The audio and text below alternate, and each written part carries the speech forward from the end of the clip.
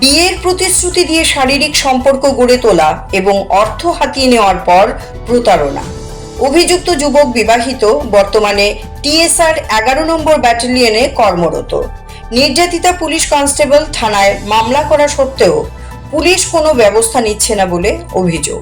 TSR জওয়ান দিনের পর দিন বিয়ের প্রতিশ্রুতি দিয়ে শারীরিক সম্পর্ক গড়ে তোলে এক মহিলা পুলিশ কনস্টেবলের সঙ্গে। ওই জওয়ান কয়েক লক্ষ টাকা হাতিয়ে নেয় মহিলা পুলিশ কর্মীর কাছ থেকে। শুধু তাই নয়, বিয়ের কথা বললে ওই মহিলাকে মারধর করা হতো এবং গোপন ছবি ফাঁস করে দেওয়ার কথা বলে ব্ল্যাকমেল করত বলে অভিযোগ। অভিযুক্ত জওয়ানের নাম প্রণব বিশ্বাস, বাড়ি দক্ষিণ জেলার বাইখোড়া থানাধীন অধীরধর পাড়ায়।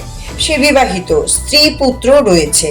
এই কথা গোপন রেখে মহিলা পুলিশ কর্মীর সঙ্গে প্রেমের সম্পর্ক জমায়। তারপর বিয়ের প্রতিশ্রুতি দিয়ে শারীরিক সম্পর্ক শুরু করে। নানা অছিলায় কয়েক লক্ষ টাকা নিয়ে যায়, এমনকি কথায় কথায় মারধর করত বলেও অভিযোগ। ওই মহিলা পুলিশ কর্মী বিয়ের কথা বললেই গোপন ছবি সামাজিক মাধ্যমে ফাঁস করে দেওয়ার কথা বলতো। আত্মসম্মানের কথা ভেবে মহিলা পুলিশ কর্মী সবকিছু মুখ বুজে সহ্য করতেন। বর্তমানে তিনি উত্তর জেলায় কর্মরত। শেষ পর্যন্ত তিনি বাধ্য হয়ে পশ্চিম আগরতলা মহিলা থানায় মামলা করেন গত 17 এপ্রিল। অথচ এখন পর্যন্ত পুলিশ এই মামলায় কোনো পদক্ষেপ নেয়নি। তাই অনেকটাই হতাশ হয়ে পড়েছেন নির্যাতিতা মহিলা।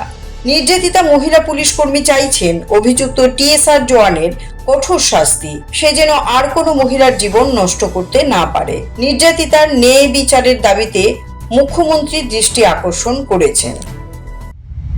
CRI TV, channel for news and entertainment.